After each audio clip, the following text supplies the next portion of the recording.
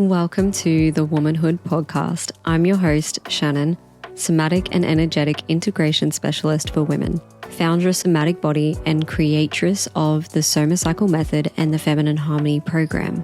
And I'm here to inspire you to reclaim your rhythms, remember your wisdom, and root into your womanhood.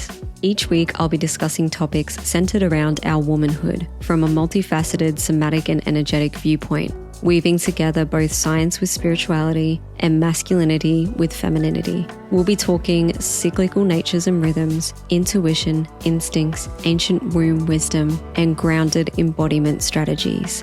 Find yourself a cozy space and let's get started.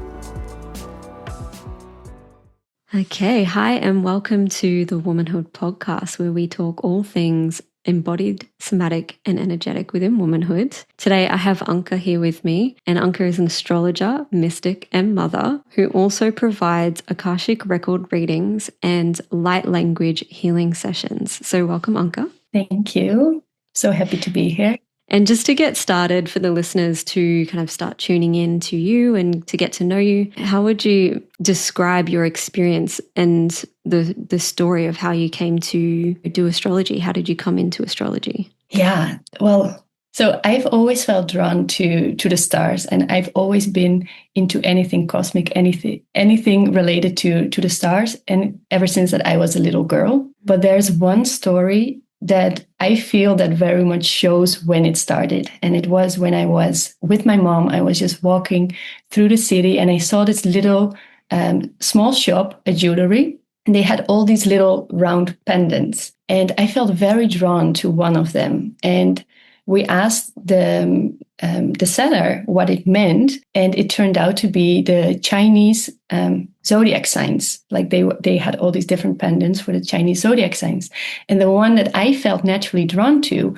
was the sign of the horse. And I'm actually in Chinese astrology a horse sign. And now that is not my specific area of expertise, but I intuitively felt so drawn to it. And ever since I got the necklace, and I was always wearing it with so much care. And ever since, I just naturally felt drawn to learn more about astrology. And I started to look up zodiac signs and, for me and my friends. And it turned out to be just like this little game in the beginning. And then in COVID, I would say, around COVID time, it turned more into something more professional, because I went actually through this spiral of awakening, you could say.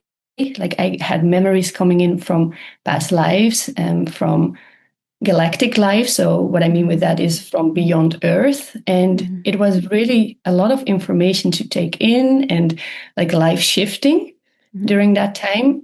And what actually helped me to come back to myself was astrology, because I dove into galactic astrology. So that was giving me language to help me understand what I was experiencing. And I found it so profound that at one point I wanted to share that with others. And that's how I really got into sharing, like astrology as a business and sharing it with others. And so that was the first, the galactic astrology, and then later on the psychological astrology. So what I do right now is a combination of the both. It goes into psychological astrology, galactic astrology. One is really felt, like lived in the body. The other is more, for the mind. But I feel like that combination is what really makes it, what makes it your own, what you can feel. So that's the like it's the a story. good combination of the two. Yeah, you bring heart and mind together. Exactly. Yes. Yeah.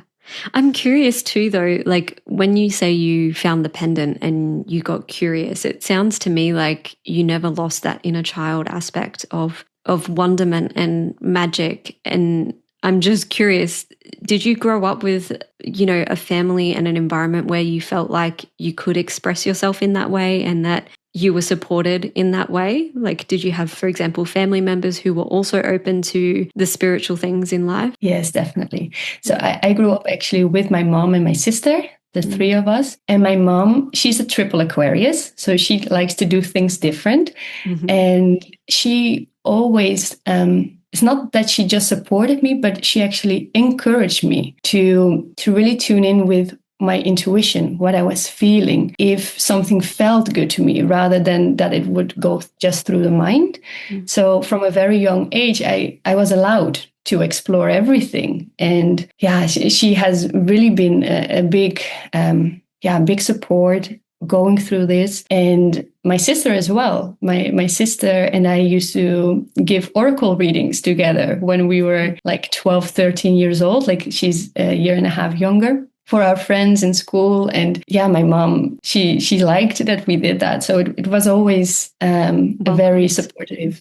Yeah, very welcomed. Definitely. Oh, that's so nice that you had that much room to explore. And it kind of, it speaks volumes to the woman you are now, and, you know, the life you're living, the career that you have, you know, having that environment growing up is really beautiful, really special. And I had something similar with my mum, where she wasn't into anything specific like astrology or numerology, but what she was interested in was essential oils and dolphin meditation music and, you know, spirits, talking about spirits. And, you know, when I was sleepwalking as a young kid at night, she'd look into it more than just like the rational aspects, but like, what did that dream mean? She'd go into like dream psychology a little bit and things like that as well. And even I would find myself later on thinking about that. And, you know, she always said to me, even now, like my last birthday card, she wrote it in my birthday card. She said, you were always a quiet observer. You'd sit back and notice. And she's like, I just loved watching you as a child, notice the whole world around you. And I knew you were noticing more than what everyone else noticed. You know, like she was speaking to that aspect she saw in me that she probably saw in herself as well, right? Because it's like a mirror where we're seeing more than reality. We're seeing more than what's physical, you know? And I think that's really cute to have. Like, I really vibe with what you were saying, because I feel like I also had a similar upbringing. It was so nice to be able to feel like we could explore, you know, everything outside of the physical. Exactly. Because it's not shut down, right? Yeah, like exactly. It's activated already. Yeah, and the channels can stay open, and that just makes a huge difference when you're allowed to. I think that allowance, that whatever you're seeing, whatever you're experiencing, that is a possibility, instead of like, this is what it is like, and you have to shut down any of the other channels. I think it creates a different form of how you see yourself and how you see the world. Yeah. It's kind of like, I don't want to say a kickstart, but it is. It's like you're already on the right path in terms of having a space and a family that can allow you to just be and explore without having a very, you know, rigid path. And we could speak to that with masculine and feminine too, you know, like it sounds like we both had women around us growing up who were in their feminine and were open to exploring a lot of things. It wasn't like a rigid, this is the way and this is the way it must be done. And, you know, I do believe that masculine and feminine come together to balance. Like my dad was more of the logical thinker. And when I came to him to problem solve and think logically and not be emotional, it was very useful. And then with my mum, when I needed to just cry, that was also very useful, you know, or to feel. And she's also a Cancer, which we'll get into astrology, you know, obviously throughout the whole discussion, but she's a Cancer sun and I'm a Cancer rising. So for her, it's like very easy for her to tap into that emotional connection with me in that way as well, which I'm sure you would definitely understand that. But yeah. So also for the listeners and for myself, because I'm not too familiar with Akashic records and light language, like having explained that like more simplistically, like how would you start to describe? We can start with Akashic records, I suppose, and then go into light language. So what are Akashic records and how did you come to discover it for yourself?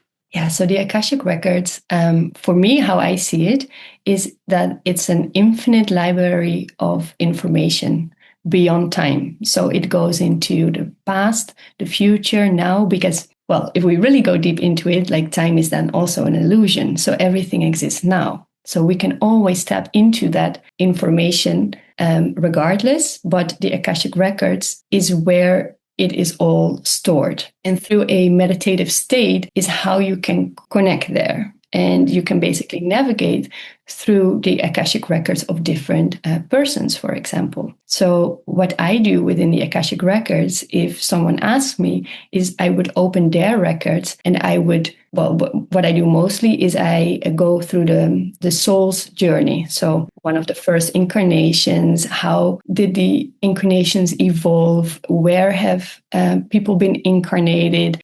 Sometimes people have very specific questions about past lives. What I see most is that they, for example, have seen things in their meditations, or they have had certain dreams, but they cannot fully put their finger on it. So they would like to know more, and they would like to deepen that experience. And what we can then do in the Akashic records is ask specific questions regarding that experience. But it could also be that that someone says like, yeah, I'm just curious about my soul's journey. I would like to know more. And then I go into the whole journey. So that's the Akashic records, and how so it's basically all information through lifetimes. That's how I would describe it in the most easy way. But yeah, of course, there comes more to it. Yeah. With the Akashic records and the way you were describing everything, what I'm hearing from that and how I can relate it to my own personal experience is when I've done past life regression, like audio journeys, and I've actually created some as well because I got super curious about past life experiences. But what I found really interesting is when I went to create my own past life regression audio journey, I did a bunch of research on what it was. And funnily enough, Akashic records never came up. But what I did come to find is that when we do a past life regression, journey or experience, or we have someone guiding and facilitating us, it's not necessarily just about a past life. It could be anything within the soul's journey. And so when you speak about Akashic records, that really resonates, and I can see the similarities to like the experience of doing a past life regression, session and diving into Akashic records. Do you have people confusing the two, or do you see that they are kind of similar or different? Yeah, well, I also studied Beyond Quantum Healing, for example, where you really go into like past lives and past life regression. But how I see the difference is that with a Beyond Quantum Healing session is when you regress someone back to their past life, is the person experiences it. They see it in their own experience, in their own visual.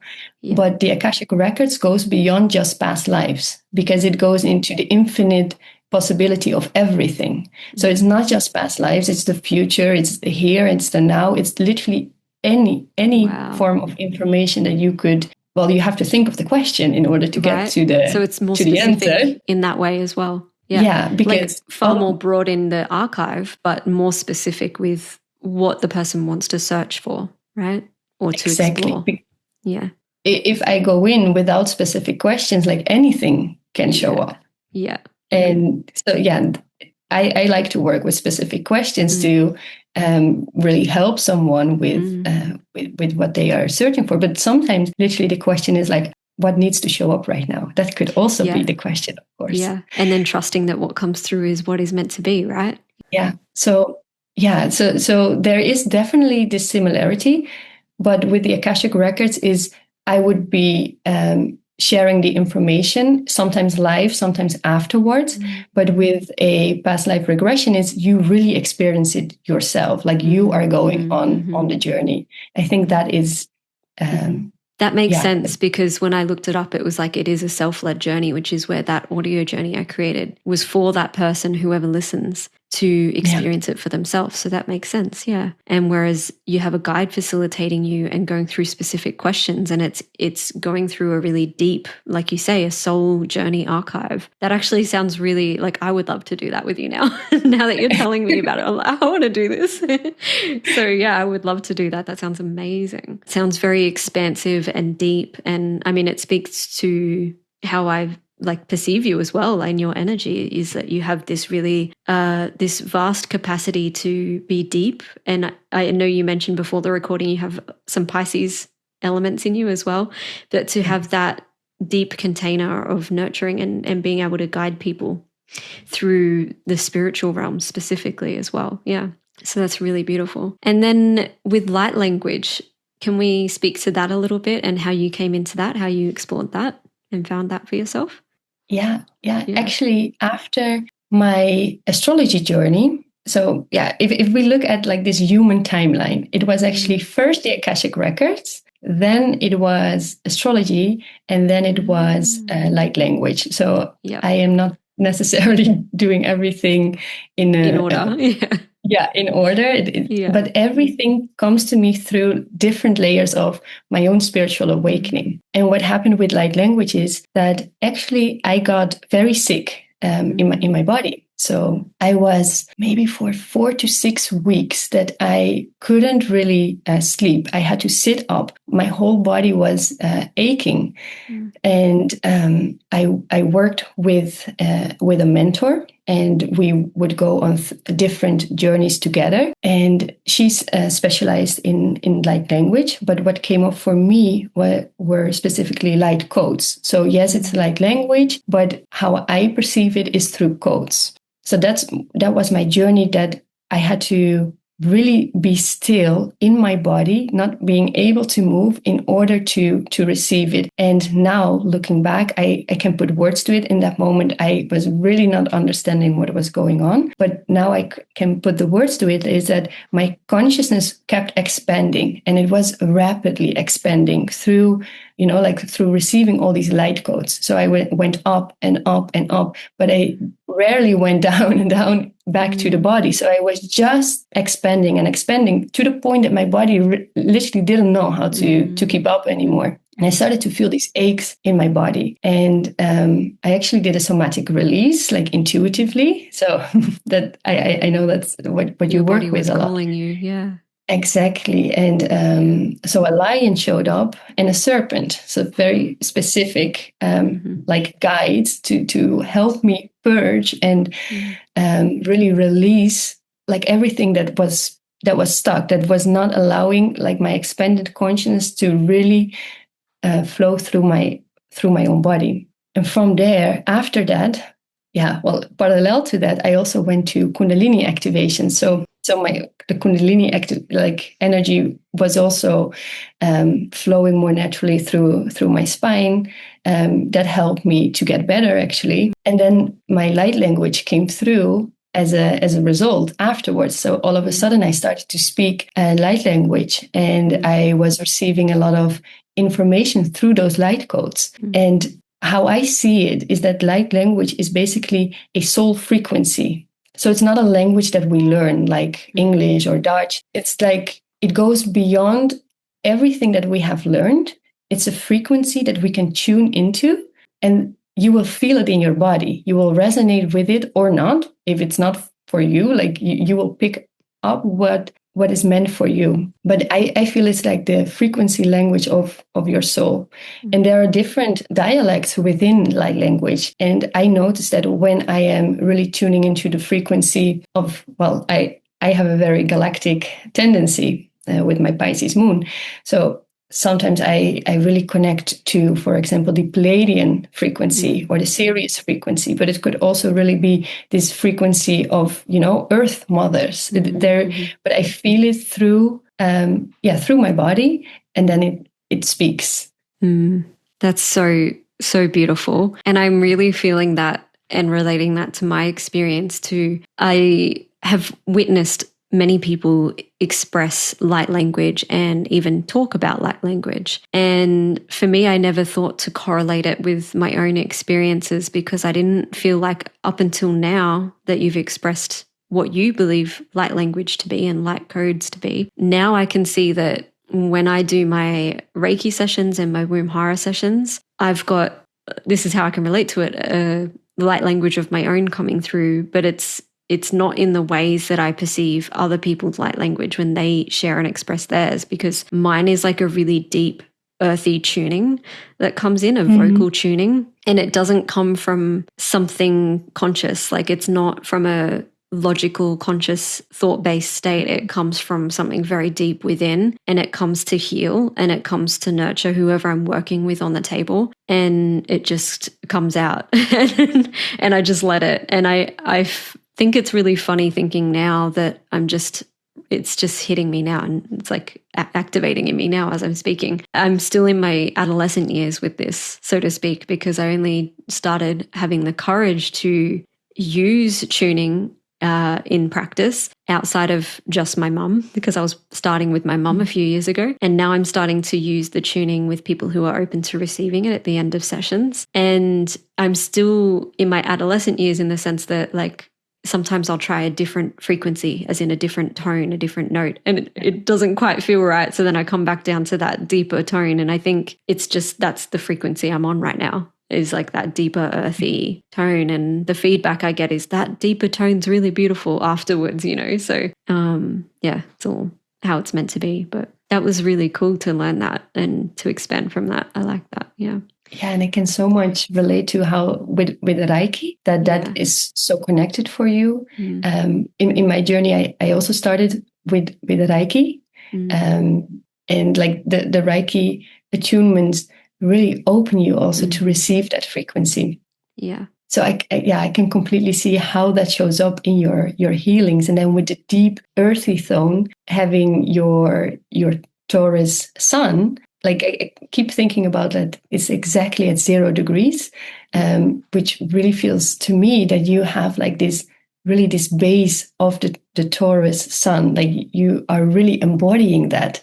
And how that then comes through in your session is really beautiful, that it intuitively just unfolds and you practice with those frequencies and you feel for yourself like, there it goes. Like that's really beautiful. I really enjoyed you speaking about that as well. And like just expanding. I was very curious when you mentioned that you also do Akashic record readings and light language sessions as well. So that's definitely something I would love to explore personally with you, like in session as well in the future. But I do want to shift gears a little bit and start to talk a bit more about astrology within womanhood. You know, this is the Womanhood podcast. So I would love to speak to the aspects in astrology that are or that represent the feminine. And so what aspects of astrology would you say represent the feminine, and where could we start? Yeah. For women, you know, to help empower women with tuning into that aspect of themselves.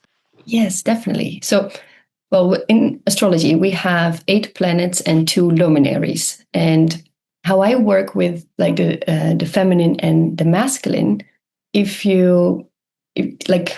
well, let's start with the feminine, right? Like it's the Womanhood podcast. I always first look at the moon, because the moon is in astrology. It's the mother. It's the divine feminine. It's the yin energy. It really carries that inwards expression. It's very intuitive. It's feeling. And if you translate that also to womanhood, if you think about the moon, it's the fastest moving planet or luminary in the sky. And every 2.5 days, it goes into a different zodiac sign. So you can think that every 2.5 days, it has a different emotional lens through which it's expressing itself. And that is affecting all of us, not just women, men as well, but women naturally are very in tune with the moon. Like we feel these changes naturally. So every 2.5 days, she goes into a different zodiac sign. And if you think about like womanhood and how women change throughout the month, because so the moon takes about 28 days to go through, like a month to go through all the 12 zodiac signs. And we see that the same with women, right? Like our period cycle, for example, but also how we change our moods quite literally often, how our hormones can shift. So we, in a way, are mirroring the moon. And every couple of days, like I work with the moon very closely. So I know exactly where the moon is for each day and where that shows up in my chart, because I know that area of life can get me a bit emotional, or can get me, like there might a trigger might show up. And I know exactly in which zodiac signs I'm going to feel better, or I'm going to feel maybe a bit more worried, or so it's really it's almost like this gift that the moon is giving us to embody in our own lives, in our day-to-day, to make things flow more naturally, but also to give ourselves like this permission slip, like it makes sense that I'm feeling this way, like it's normal, and we don't have to rush ourselves, and we don't have to feel that we have to feel like everyone else, because no, this moon is for me falling here. And it gives us this sense of feeling into ourselves and understanding why we have certain emotions. And I think that's the most feminine part of astrology is the moon. Of course, there are many more parts to look at, but if you start anywhere, I would always start, with the moon. Yeah. When I was living in Spain, so for those of you who don't know, I was living in Spain, and then when I moved back to Australia, Anke and I reconnected from social media, and then I realized she was living in Spain. But when I was living in Spain, there was a lot of that culture, like within the Spanish culture, the masculine and feminine, not only within the language, but they do say el sol and la luna. And that is literally masculine and feminine in how they say it as well. And I actually saw it represented a lot. Like they'd have sun and moon symbols in a lot of the spiritual communities everywhere and talk about the masculine and feminine as this dynamic duo. And that's something I really grew to embody while I was there. And not only that, but while I was living in Spain, because it was just myself and my partner, a lot of what had occurred while we were living there for a year and a half was relational, was to do with sun and moon dynamic and, me learning a lot more about my moons. It was also in the midst of me creating Feminine Harmony, my 12-month program. And within that, I actually did put, I kind of divided womanhood seasons as 2 main seasons. We all go through a lot of different phases and chapters in life, but the 2 main seasons of womanhood being our bleed cycle, like our bleed era, where we have our menstrual cycle, and our lunar era, which is where we no longer have a bleed, whether it's from pregnancy or perimenopause, menopause, and that cessation of the bleed occurs, well, then we can look to the moon and follow her. And so it's so beautiful that you're already doing that. And that's what I speak to the women inside Feminine Harmony as well, is like whether you have a bleed or not, you can always reflect on the emotional aspects and how that's going to be affecting us based on what's in the sky. It's something that I talk about not from a astrology lens, but just more from the energetic frequency lens as well, which I suppose it stems from astrology, right? Because astrology goes back like a millennia, right? It started with, I think you can correct me, it's Egyptian astrology was one of the first, correct? Yeah, it goes back like ancient wisdom. Yeah. And I believe that it does come back from astrology, and so many ancient cultures and ancient wisdom keepers have put that into other teachings as well. And that's how it keeps showing up in different ways.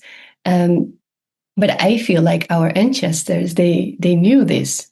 They knew how to work with astrology, how to work with the moon, with Venus, for example. That's a really good feminine example of it as well. And I love how you are describing like the sun as the masculine and the moon as the feminine.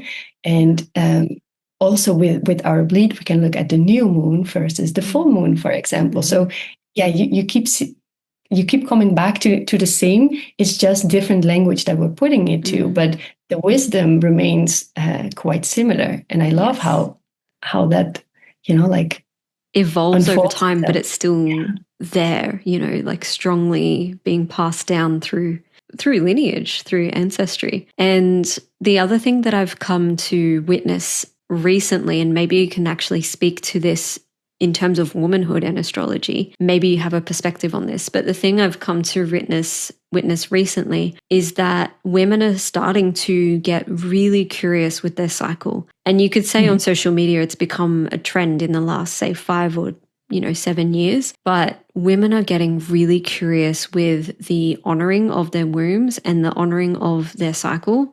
And not only that, but then also correlating it with the moon, especially when they're going through something like their first time motherhood or a pregnancy or going through menopause. They're linking that to the moon and to the frequencies that match. And so is there anything you can think of in the last, say, for me, I've noticed it maybe 5 to 7 years where women are starting to come back to the ancient wisdom. Do you see in astrology where that could be like showing up and maybe why that's happening? Is there like a theory you might have to that?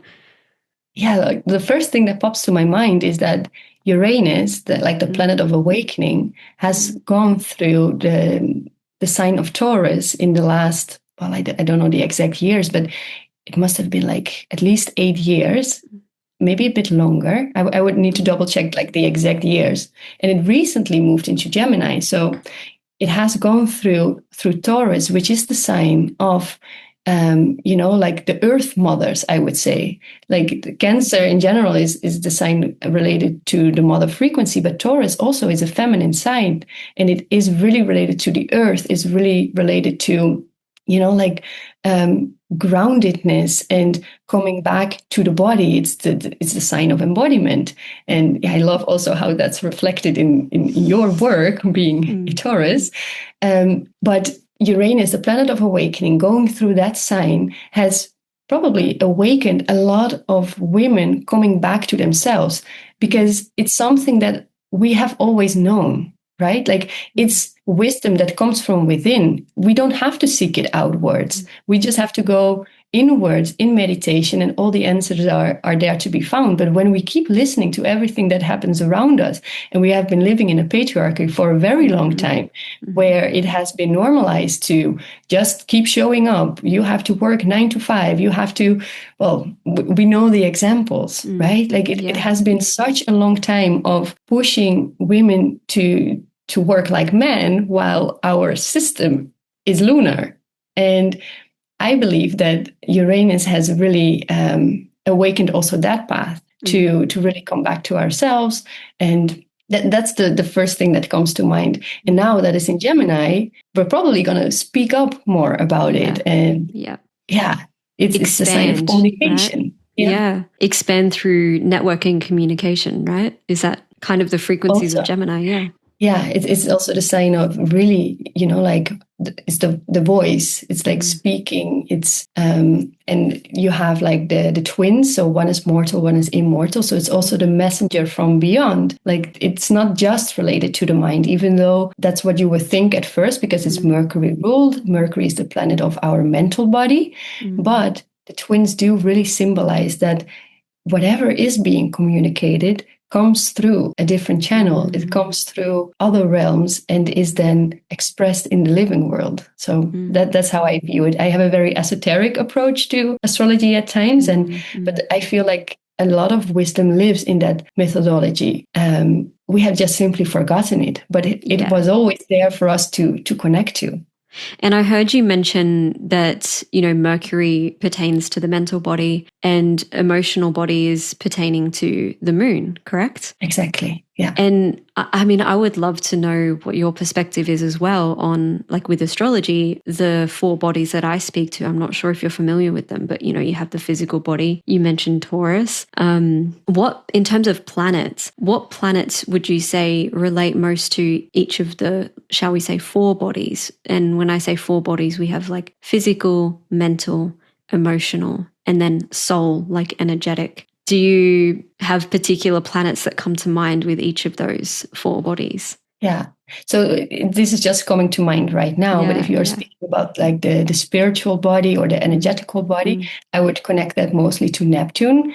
And Neptune is the ruler of Pisces, because Pisces is the end of the cycle, is the completion of the zodiac sign. And Pisces, it's like 2 fish swimming in 2 opposite directions. And one fish is in this reality and the other fish is in another realm. Like Pisces really has that channel open to be in this world and in the other world, but in a very different way than the Gemini that is connecting it to the mind. Pisces is really connecting it. It's like unconsciousness. It's like this unconscious love, also like this unconditional love and compassion. That can. And I suppose that's that water element, right? Because the water element's very feminine. So that's that like softer energy. It's not as mindset, logic and masculine in comparison to, the mental body, Mercury, Gemini.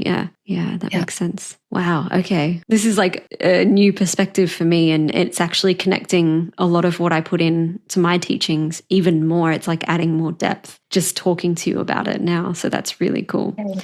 You mentioned Venus as well previously, and I want to kind of come into Venus and how this, because I haven't explored Venus a lot in terms of astrology for myself, and when talking to others who are, astrologists or astrologers, what role is Venus? What are the frequencies of Venus, and how does that relate to womanhood and femininity? So I really like to work with Venus.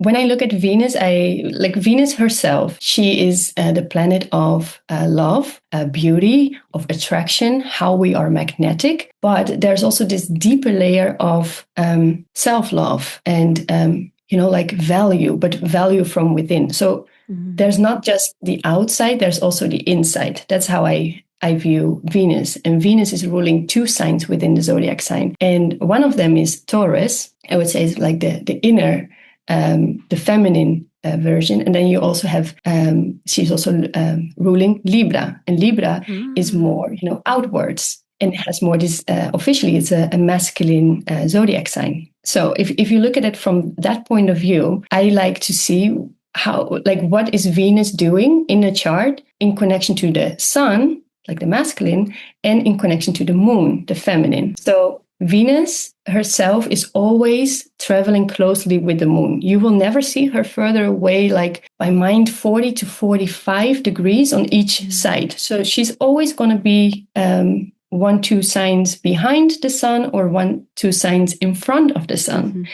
And seeing where Venus is in connection to the sun will give you the expression of a person, how they are relating to love outwardly, because it's a sun. So for example, in your chart, like your sun is at 0 degrees of Taurus and your Venus is in Aries, by mind at 6 degrees of Aries. So she's behind the sun. So when we see a Venus that is behind the sun, we call it an evening star. So she was an evening star. And that shows me that, yes, your Venus is in Aries. It's fiery. It has this masculine aspect to it, but it's an evening star. So it's very inward. It's very receptive, and it's very waiting to be invited and waiting to receive. It's a very feminine aspect to your Venus, even though she's in Aries. So maybe when you hear like the description of like an Aries Venus, you're like, I don't know if that's completely me, because Yeah. And I've thought that about my moon too. Like my moon is in Aries as well, which is like very masculine, being Aries, but in a moon, which is like more of that emotional body and that femininity. So I've always struggled to relate to both my moon and my Venus aspects. Yeah. In that way. Yeah. Yeah. And that's why we always have to look at like, what are the other placements to which planets is your moon, for example, talking, where in which house is your moon, because that will give the unique combination specifically to you. So there comes more to it than just the archetype. We all have these different archetypes. Like I believe that we have all the 12 archetypes within us, but they are expressed for each person individually in a unique way. So with your Venus there in Aries, behind the sun, it's this very feminine aspect to it. That's very like lunar, I would say.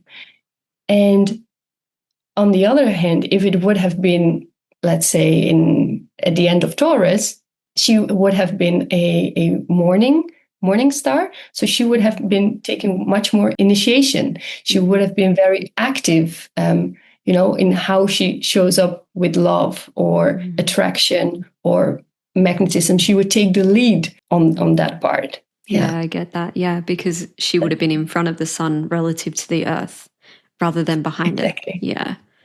Exactly. Wow, okay. Yeah. And then Venus with the moon. So that I usually look at Venus in combination to the sun. That is like the outward expression. And then how like outward expression of love, do you mean? Yeah, of love. Yeah, how we connect to others in a loving way. Yeah. And then seeing how she's talking to the moon, Venus and the moon, how they are talking together in a chart will show me how it shows up internally, what you need internally, and self-love, and like really that connection to how you see yourself in terms of love, what you think you need in order to receive love. It's really that other side to it.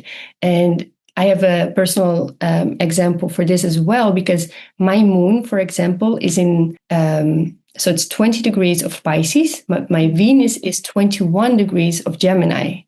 So they are in square to each other, because Gemini and Pisces, they are both mutable signs. So then they create a square. And a square is very easy to describe. It's creating tension. It's not just tension, it could also be activation. So because everything has a high and a low road. So it could be tension in its worst, but it could be activation at its best, right? Like it always goes both ways. But how that shows up for me, for example, is that square is always, I always am asking myself, like, do I have to show up for others first before I can show up for me? Like, do I have to first be valued by someone else before I can value myself? So it's always like that push and pull, and that's the square. So knowing those things then can really help you to figure out, like, it creates the awareness. And then from that awareness, you can make different choices. You can actually take the low road and make it a high road, right? Like, wow, that's really cool. And that reminds me of when I had a previous reading, and I was talking to you about this prior to the episode, where I have the square of, it's my Mars and my moon, where I have Mars in Cancer and a moon in Aries, and they're squaring each other. And I remember taking that in the most out of the recording that I had with, or the session that I had with the astrologer, because even though it was a shadow work reading, that hit and activated something in me, and I felt seen, and I felt like, oh, it's okay to feel that moment of conflict when that happens. You know, when I feel that way, it's not that it validated my behavior if I had a really poor outward expression, but it's like that internal feeling. I felt like I had the permission after hearing that. And I think the way you just described your square, and that was between Venus and Moon, correct? For yours, you know, and how that helps for you to understand when that comes in, it can be quite activating or it can be quite conflicting and feel like a resistance. And for me, that's the same with my Mars and my moon. And I always come back to that when I feel a moment of conflict inside, that it's okay to feel that way, you know? Those are things that can trigger us, especially when it's the moon, because it's our emotional body, but it's also what we then learn from the most in order to, you know, evolve on our soul's path. So it's not always fun to experience it, but sometimes we really see that early in life, it's like conflict and tension. But as we evolve and grow, it becomes actually one of our strengths. Yeah. And since bringing in somatic embodiment practices for myself, I would say that was key for me. I shared that in a previous episode when I interviewed Sarah. Bringing in the embodiment, which, as you mentioned, helped me to embody my Taurus sun a lot more. That was like that key element that allowed me to be able to nurture and witness and process my emotions, because there's always been that conflict internally of not being able to fully process or even to fully recognize the emotions. It was a very like unconscious reactive, like kind of coming out like a Mars, like anger in my emotions prior to doing the somatic embodiment. And since bringing that in and bringing in that groundedness of the Taurus through embodiment and being able to recognize and have activations with astrology, with that astrology reading I had about the squaring of those two planets, it's been a lot more. I would say that's been a very profound activation within me, and not only for myself, but also for my partner too. You know, it makes me feel seen, and that it's okay for me to express how I'm feeling with him more, and then he can understand me more, and it doesn't come out in a really like angry, attacking, aggressive way anymore, because there's that friction's not there. I understand it. The awareness is there. So that's an example for anyone listening of how astrology, how profound and activating astrology can be. It's not, I think there's a misconception that astrology is used for people to validate their poor behaviors, and that it's like instills a very like fixed idea or ego of who people think they are. But it's not even about that, right? Like it's actually just about becoming and embodying the parts of you and getting to know yourself more. Yeah. I always say that the chart is just potential, but we as humans, we decide how to act upon it. So it's never like set in stone, like this is going to happen, because there are always different ways of getting there. Like the journeys are always different, but the potential is there. And then you work with it to, like you said, like to embody it, to really live your chart. And for example, the rising sign, sometimes people have a rising sign that they do not fully feel connected to yet the outward world seems to see them in that way, right? Like that's something that other people already see, but they don't fully feel it yet. But it's also like very connected to what you just said, because the rising sign is what we are rising into over this lifetime. It's like we are born and then we are rising towards that soul expression. Yeah, we are rising into it. Yeah, that's beautiful.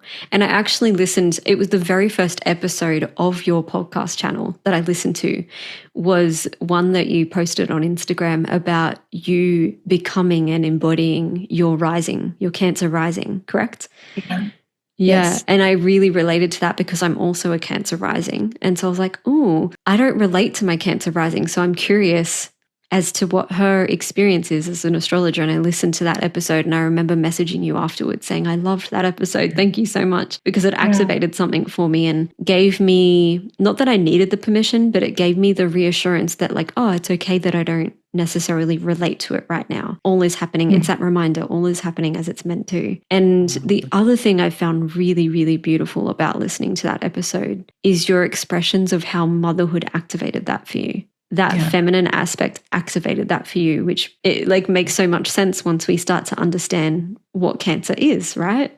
As a zodiac. And so we could even speak to particular zodiacs, I suppose, that are more feminine and activate the feminine within us in that way as well, right? Like, because there are some zodiacs that are more masculine, like Aries we've talked about, and then more feminine, like I'm assuming Cancer is more feminine, and Taurus we've mentioned, I always like to divide it by the elements. I think that's the easiest way to look at it. So you have the water and the earth elements, and they are considered feminine or yin energy. And then you have air and fire, which are considered to be masculine or yang. And that example that you're mentioning about my Cancer rising, my sun is in Cancer at the exact same degree as my rising sign. And yet, like when I was younger, I was always wondering, like how are they? Like, of course, I was always like I speak very soft. I am definitely more feminine. I am nurturing to the people around me. I'm very emotional. So yes, I always understood the Cancer part, but I was wondering about the mother frequency part of it.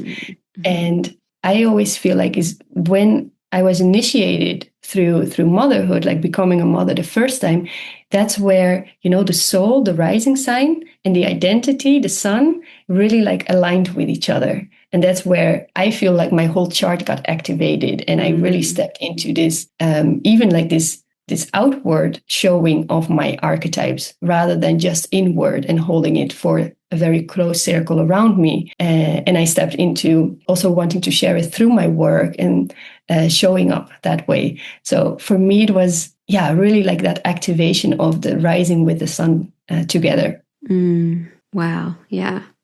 And motherhood did that for you, which is beautiful because you mentioned mother being like that archetype being related to the Cancer zodiac. So it's like it all aligned as it was meant to, which is so cool. One thing that keeps coming up for me in the background as we're chatting is with astrology and the feminine aspects, what would be a practical way that listeners, if there is any, that listeners could incorporate their more feminine aspects of their chart into their life to embody? Like, what would you recommend are like strategies and things they could do to embody the feminine aspects of the moon and Venus? Like we've talked particularly about the moon and Venus. So I guess I'll ask within those two aspects, how can we start to embody those more and in that way bring in more femininity and embrace our womanhood? That's a beautiful question. I love that. Like what pops to mind straight away is like if you don't know where to start and you just can do one thing, is do your moon. That's it. Like do your moon look up where your moon is. And because like nowadays, it's so easy to find out where your moon is. Because whatever your moon is doing in your chart, when you are having a bad day, when you're feeling really down, when everything seems to work against you, I know that's definitely not the case, but it's sometimes can really feel that way. Yeah. And when it's basically when your emotional body is having too much, you step into your moon and it's going to shift, your energy, and then the spiral goes back up again. Mm-hmm. So if there's one thing, I would definitely just look up your moon sign. If you are a bit more advanced, your house placements, because they are really intertwined with each other. Like the moon sign is half of it, and then the house is the other part. Yeah. And then do your moon sign, and on daily base, if like I have this moon app that just shows me every day where the moon is, and by knowing that where the moon is and knowing my personal moon, I know like, okay, this day I'm going to have, to work a little bit with my emotional body to feel good. And those little things really help to bring it in your day-to-day, to make it applied instead of just information that is, oh, that's nice to hear about myself. But no, we can really work with that on day-to-day and make life flow easier. Yeah, because it's one thing to sit here and chat like we are on in this episode and to talk about the theory behind it, but to embody it is a whole different thing. Yeah. And so that's really beautiful that you, and I find it really important as well, to be able to invite the listeners, to invite anyone that you work with to look back introspectively to themselves. What's happening for you specifically? Because we are here collectively on this journey in life. We're all interconnected, right? But then we're also here in this life to experience life in our, through our own lens and in our own unique way. And so if we want to embody our feminine and our womanhood, and it is up to us, then it makes sense that we come back to us and start to intercept and really start to understand those feminine aspects and that inner working. I noticed you mentioned looking at where your moon is relative to the sun and where it is relative to Venus. Is that correct? Or was it looking at where Venus is relative? I think it was Venus, wasn't it? Relative to the sun and relative to the moon. Yeah. Exactly. So when you mentioned looking at Venus relative to the sun and the moon, is that something else that we can start to look at to embody the feminine? Yeah, definitely.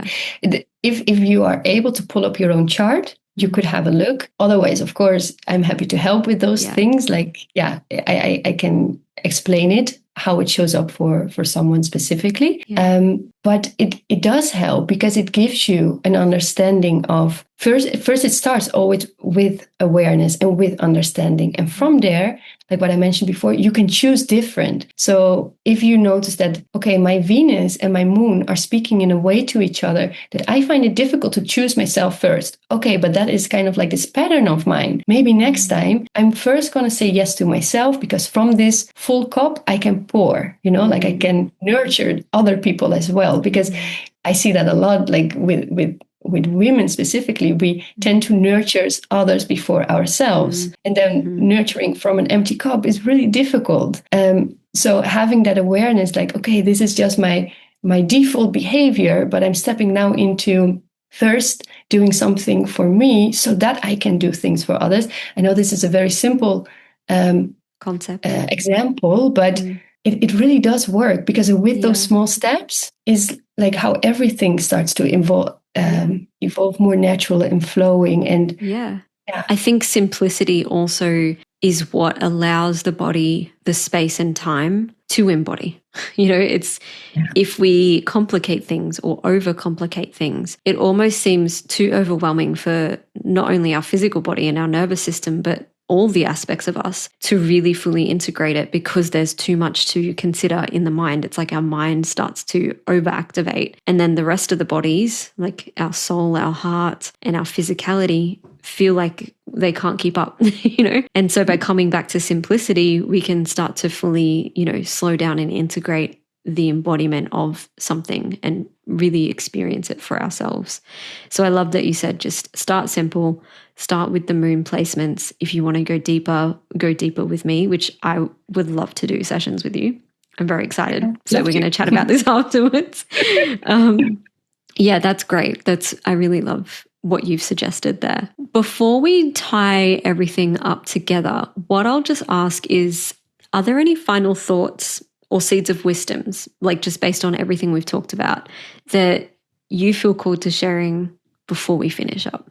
Yeah, just given everything we've talked about, what's sitting for you? Yeah, if I think about it, because we all go through, we've talked a lot about the moon, like our emotional body, and how every 2 days it can shift again. And I feel that if we are in like a little bit of a downwards spiral and we keep coming to the same point and we keep feeling that, oh, I'm just doing the same thing over and over again and it's triggering me, but I don't know how to step out of it. I think it is really good to remember that sometimes it feels like it's repetitive, but every time that we are taking just one learning from it, we are one step closer to stepping into a spiral and we are breaking that loop. And sometimes these repetitive things are actually showing us where we are finally allowed or finally able to break that loop, and we go into the spiral. And then from that spiral, we start to see things different and really start to see it from our soul self. Like that's a big thing for me, like seeing it from the eyes of the soul rather than from the mind where we can feel that we're stuck, but we're not. And I feel is that working with our emotional body and the connection to our consciousness and our awareness, like stepping into the spiral, those little steps, that is going to make a huge difference moving forward. Like for me, that changed a lot. Yeah, that I love everything you just said. And I totally am 100% on board with this. It's something that's been coming up for me and that I've noticed I've been talking to people about, even on social media, is that like allow yourself the permission to go through these cycles and these things that even though they feel repetitive and like you're going through the same, pattern again, allow them to be expensive and teaching you every time. We don't need to look at it like we're backstepping. I recently talked about this. We don't ever actually backstep because the awareness every time we go through a cycle is more and more expensive every time, even if it feels just that little bit more expensive, So I definitely agree with everything you just said. That's so beautiful that you've finalized this episode in that way. That's really nice. And so if there's anything that the listeners or I could do for you, just one thing, what would that be for us today? Like, where can we find you after this episode's finished? Yeah. Well, I recently actually launched my The 13th Temple. So you can find me on the13temple.com. And I work in 3 ways with people. So I have door 1, 2, and 3. So it's either through community, through one-on-one guidance, or through, like a journey together. It's a 4-week program. It's all weaving together astrology and the Akashic records and light language. So it's a combination of the 3, but all to really come back to seeing yourself through your soul's eyes, what I was saying before. And so, if you can do one thing for me, like come visit me at my website that is literally launching today. So it's really exciting. Congratulations. Yeah. Thank you. Wow. Or on Instagram. So it's Anke Ossewaarde and then like an underscore, I would say. Or my podcast. I have a podcast, Starline Activations. And I just love to connect. So send me a little message and I would love to hear your thoughts. Anke has such a welcoming and nurturing and just unconditional love to her ways in communicating, connecting with you. That's what I've come to experience. And the fact that I even just felt comfortable literally just reaching out to her on Instagram after listening to one of her podcast episodes, like this is how we met like a year ago maybe, speaks volumes to the energy that she emits. So if you really feel activated in that as well, I highly recommend you connect with her. And I'm going to pop all of her links in the show notes below if that is something you want to do. So I think that leaves us with, we're ready to wrap things up for today. So thank you, Anke, for your space and time during this episode. And you never know, perhaps we'll have you come visit the channel again in the future. And to the listeners, we'll see you next week. Bye. Thank you. As we finish this week's episode, remember that you are your own rhythm keeper. So just keep listening for that rhythm and keep coming home to you. Until next time, with love, Shannon at Somatic Body.